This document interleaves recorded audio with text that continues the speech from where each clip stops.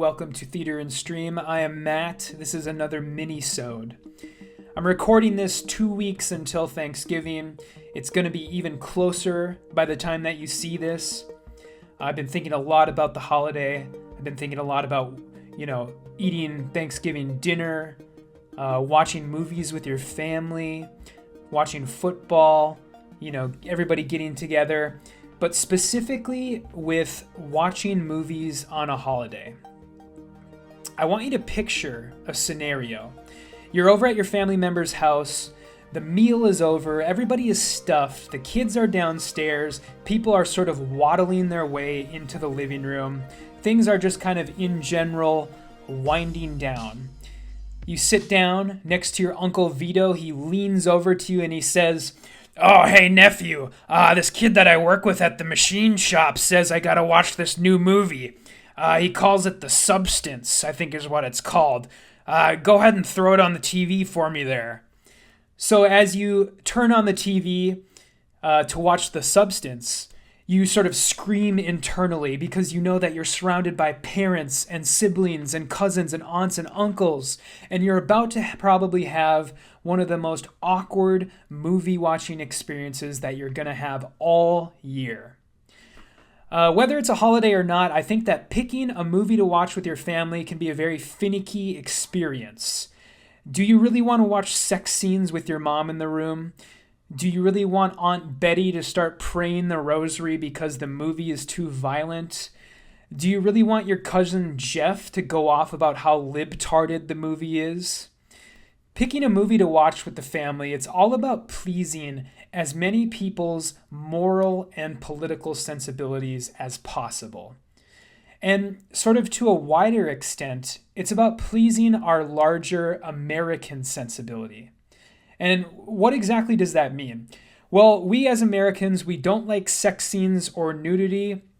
We're fine with violence as long as it's not being done to animals. Profanity, aka swear words, they're hardly even an issue worth talking about anymore. Most people embrace them in their everyday vernacular, and people that don't just kind of put up with them. But I think most of all, we hold our political beliefs dear. We don't want our entertainment to feel like it's pandering or lecturing us, unless, of course, we find the message in alignment with our political beliefs.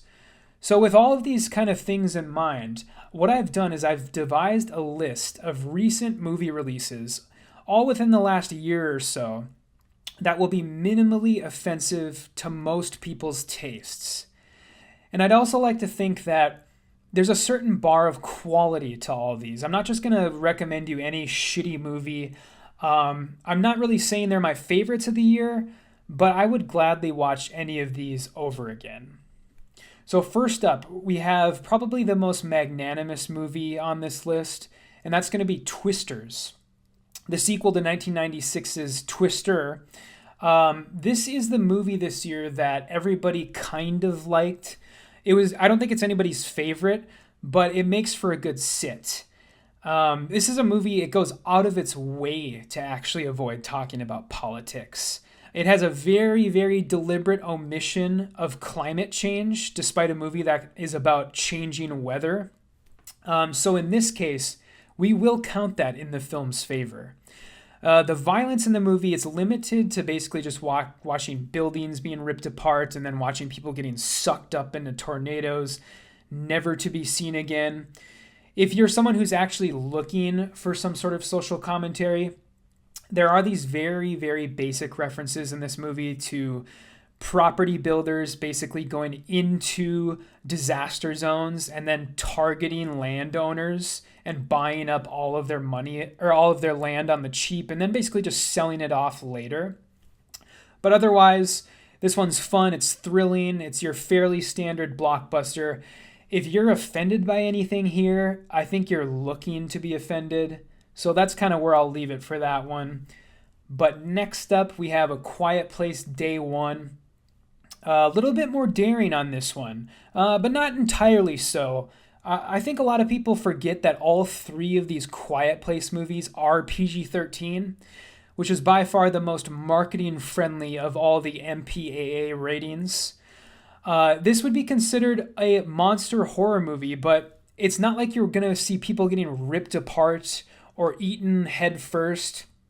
In the occurrence that a monster does catch a person, the people are often just whisked away in a CGI cloud of dust and smoke or whatever. You don't actually see any of the ripping or tearing. And, people aren't exactly banging while the world is being overrun by aliens. So, no sex to speak of, no nudity. And any sort of political messages that this movie has, they're going to require you to massively read into the movie's subtext. If you read into it enough, there is some stuff there. But, I don't know, not a lot of overt political commentary here.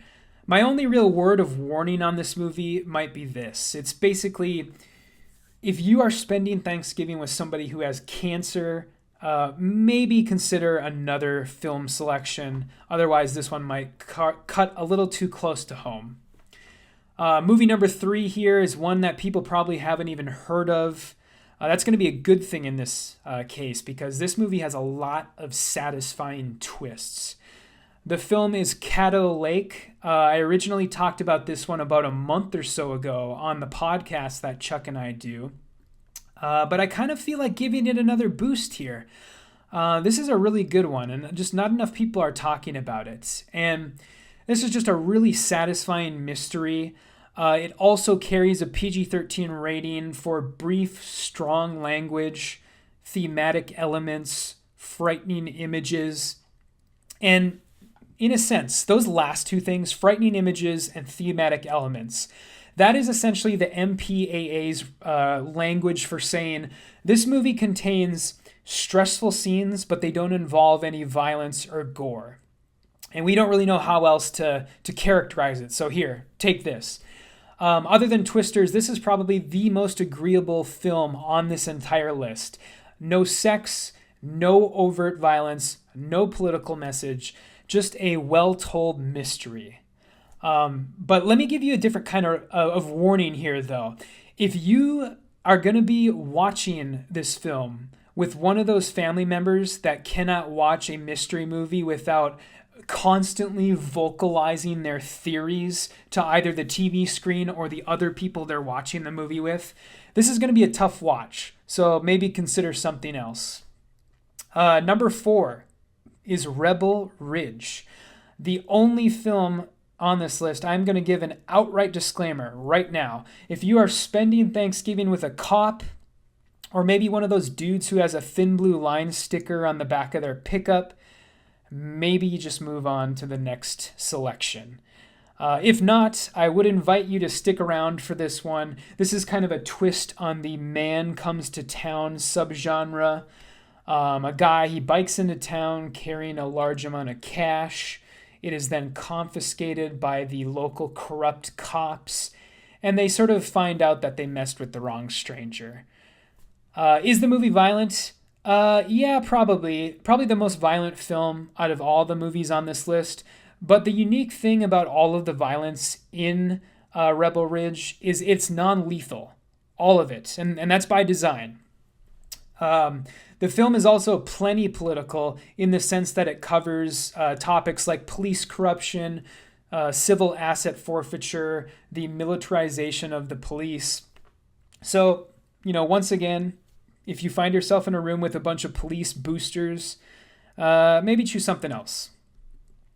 And then the final film I'm going to talk about here, Godzilla -1. If you find yourself in a room with the last people on Earth who have not seen this movie, or you are one of those last people on Earth who has not seen this movie, do yourself a favor, throw it on the television on Thanksgiving.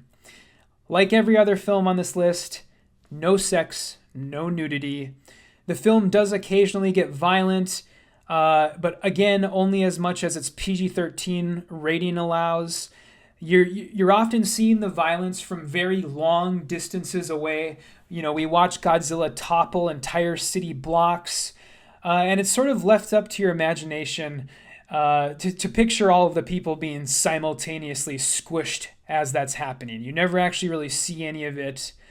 But because this is the only foreign film on this list, I'm going to make 2 notes here. Any and all political commentary in this movie is referencing Japanese politics. So most people won't even know what the hell is going on. If you do know what's going on, a lot of it is critiquing the country's post-World War II treatment of its citizens. So yeah, nothing too controversial there. And then secondly, if you find yourself stuck with somebody who complains about subtitles, tell them either A, grow up, or B, get off your fucking cell phone, because Godzilla is one of the most thrilling surprises of last year. And it could be, once again, for anybody in your life that still has not somehow seen this film. But anyway, those are my 5 recent movies that I would recommend for your Thanksgiving holiday. I hope that, someone would find this useful, because nobody wants to watch sex scenes with their parents. One question you may have going into this thing, or after I've listed all these, is there are no kids' films here. And that is something that is by design.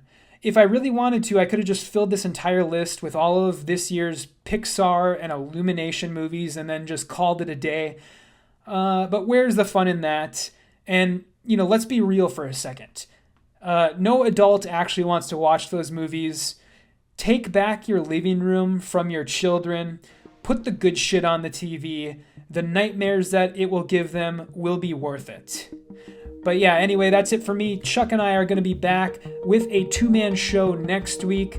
We are going to be reviewing Gladiator 2. Please do subscribe if you haven't already. Otherwise, have a happy Thanksgiving.